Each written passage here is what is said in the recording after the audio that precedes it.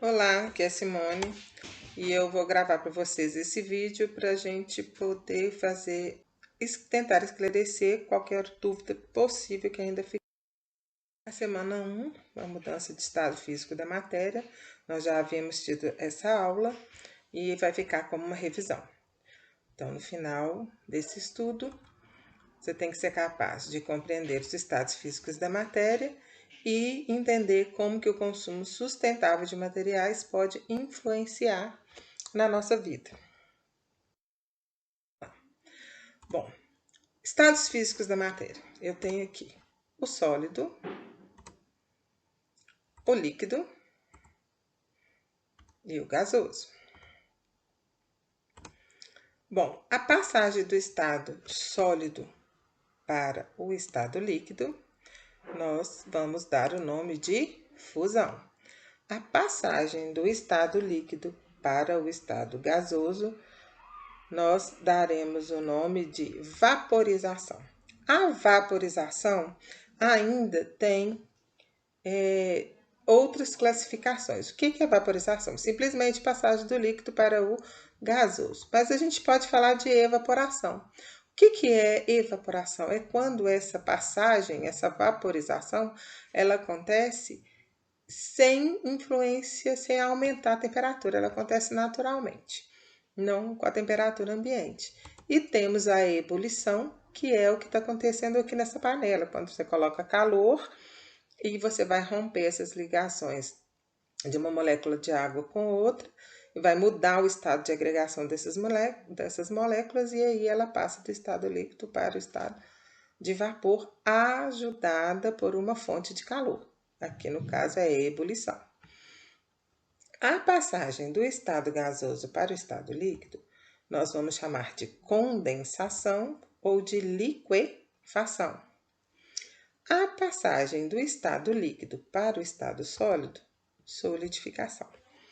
Bom, antes a gente falava que tanto a passagem do estado sólido para o estado gasoso chamava sublimação e dava também o nome de sublimação à passagem do estado gasoso diretamente para o estado sólido sem passar pelo estado líquido. Só que nem tão recentemente, né? Já se usa outro nome. A gente usa a passagem de sólido para gasoso como sublimação e de gasoso direto para sólido como ressublimação. Ok? Estado de agregação das moléculas. Bom, sólido, líquido e gasoso. O que o estado de agregação tem a ver com o estado físico das moléculas? O estado físico das moléculas ele vai ser determinado pela distância que uma molécula está da outra. No estado sólido, ela está extremamente organizado e muito próximo uma da outra, com ligações mais fortes.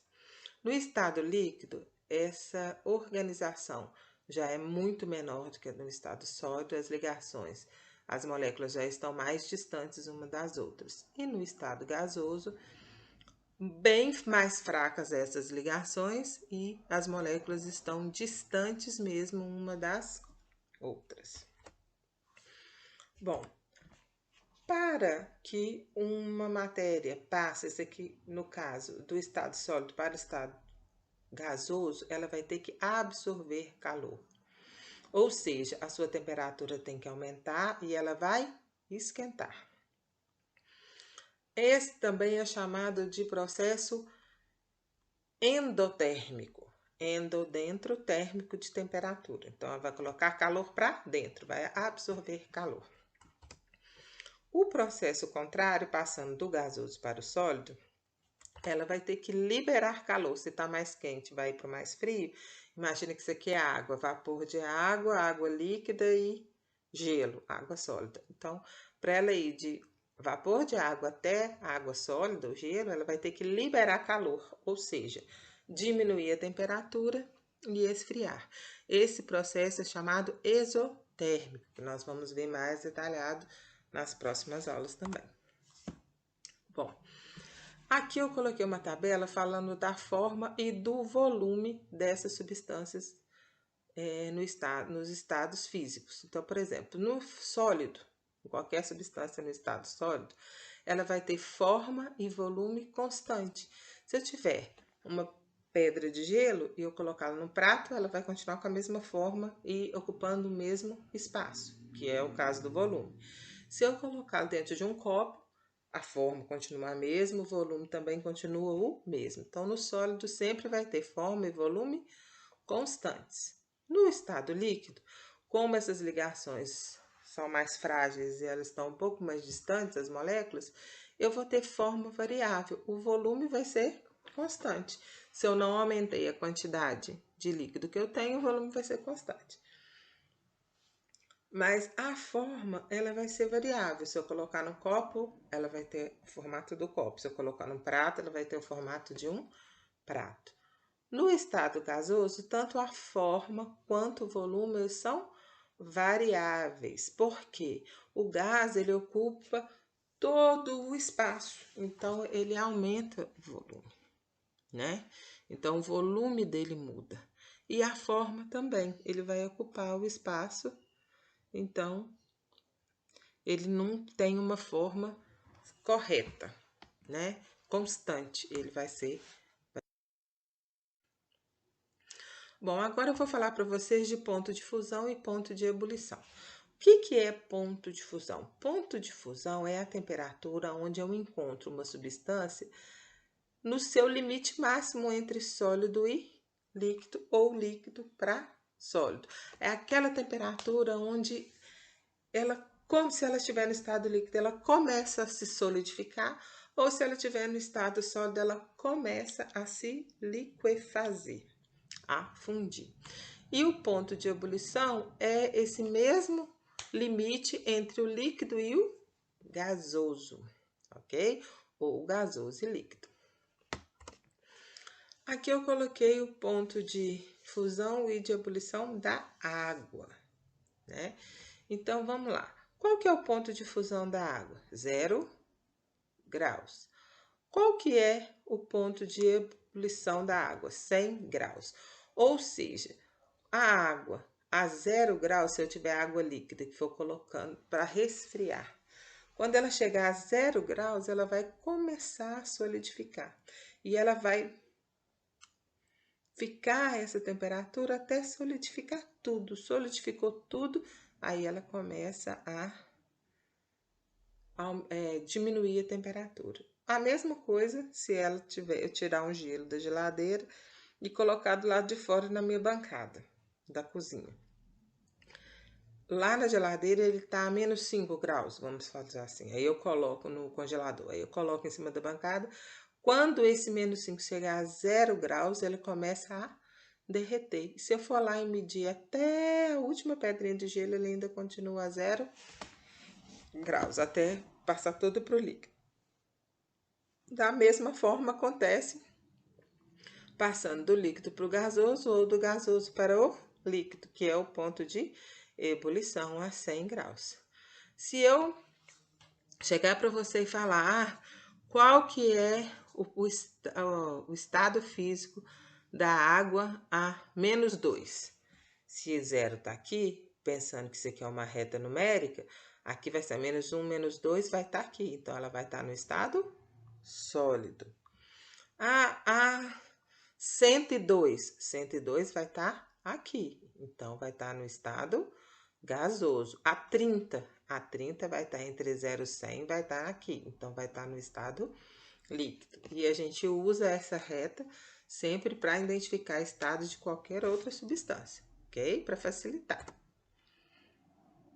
Prestem atenção nisso, isso vai ajudar a gente a resolver. Por exemplo, imagine que essa reta aqui, ó, essa reta aqui em cima, tá? Não é mais 0 e 100. É do ácido acético, né? Que é a substância do vinagre. Então, aqui, ó, o ponto de fusão 16,6. Aí eu venho e ponho aqui, ó, 16,6 aqui e de ebulição 118. Te pergunto, a 10 graus, essa substância vai estar Em que estado? Se aqui está 16,6, 10 graus vai estar aqui. Então, a 10 graus, o ácido acético vai estar no estado sólido. E se eu te falo a 120 graus? Bom, se aqui o ponto de ebulição é 118, 120 está aqui. Então, vai estar no estado gasoso. E assim a gente faz com todas as outras substâncias, para você descobrir.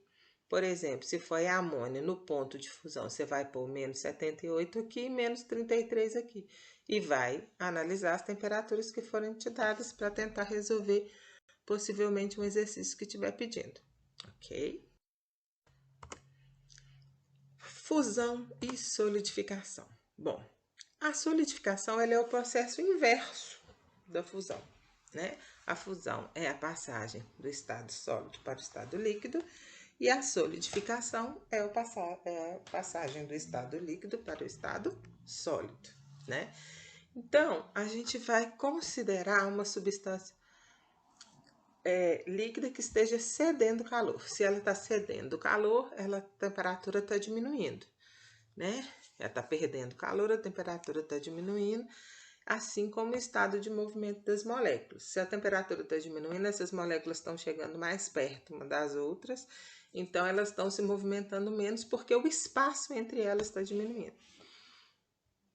Essa diminuição de movimentação fará com que as ligações moleculares se tornem mais fortes, né? E vai caracterizar o estado sólido, ok? Bom, então aqui a gente vai ver como que acontece isso numa curva de aquecimento. Então aqui, ó, eu tenho a substância no estado sólido, vamos pensar a 0 graus. Então a temperatura vai subindo, subindo, subindo, subindo. Chegou aqui, ela vai sofrer solidificação, né? Então aqui, ó, sólido, temperatura, solidificação. É nesse ponto aqui, ó, que ela é o ponto de fusão, né? Aqui que seria o ponto de fusão, onde ela vai estar no estado sólido, indo para o estado líquido. Vai ser sempre constante. Até esse sólido, essa substância toda passada para o estado líquido, essa temperatura aqui não muda, ela vai ser sempre constante. E aí, depois que ela vai mudar. Eu posso aumentar o calor, mas a temperatura não vai mudar, ok? Isso de uma substância pura. Bom, agora eu vou mostrar a curva de aquecimento geral das substâncias, de uma substância, a curva das substâncias em mudança de estado físico. Ela vem no sólido, quando ela chega na temperatura de fusão, ela para, a temperatura não muda até fundir, né? Derreter tudo ou solidificar tudo. Se você estiver vindo para o lado de cá, a gente está indo para lá. Então, eu estou aquecendo, né? Se eu tivesse vindo para cá, eu estaria resfriando.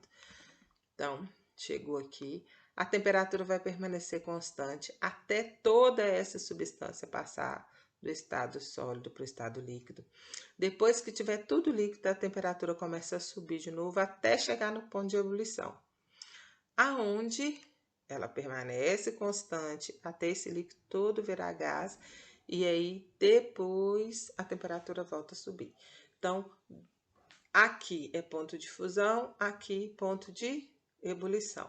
Fusão e solidificação são contrárias um da outra, e vaporização e condensação também são contrárias um da outra. Se eu estiver indo daqui para lá, a temperatura estiver subindo, eu estou falando de uma curva de aquecimento. Se eu estiver considerando daqui para cá, eu estou considerando uma curva de esfriamento. Bom, eu vou me despedir de uma maneira diferente. Namastê.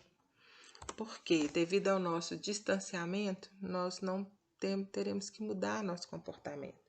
Não vamos poder mais nos abraçar tanto, ficar muito perto. E aí eu usei um comprimento que é muito usado na região sul da Ásia, que no português eu saudo você, mas essa palavra tem origem no sânscrito, que literalmente significa curve-me perante a ti. E é a forma mais digna de cumprimento de um ser humano para outro. Então, sem nos encostar, mas cumprimentando-os com muito respeito. Namastê para todo mundo e até a nossa próxima aula.